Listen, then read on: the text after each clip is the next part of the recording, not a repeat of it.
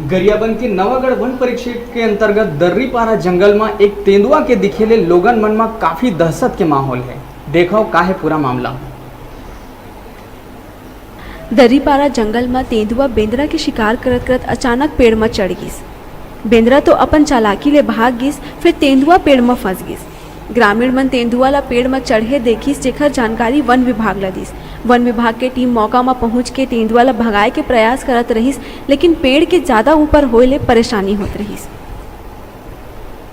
कि दर्रीपारा से 1.5 किलोमीटर दूर पे जंगल हमारा लगा हुआ है। यहाँ पर गांव वालों ने बताया कि मीटिंग सीजन में 2 तेंदुए रहे होंगे, एक तो चला गया और गांव वाले महुआ बीनने के चक्कर में रहे होंगे, तो गांव वालों को देखकर वो तेंदुआ पेड़ पर चढ़ गया है और तेंदुए को उतारने की कोई मशक्कत करने की ज़रूरत नहीं है, वो शाम को अपने आप चला जाएगा यहाँ से भीड़ को।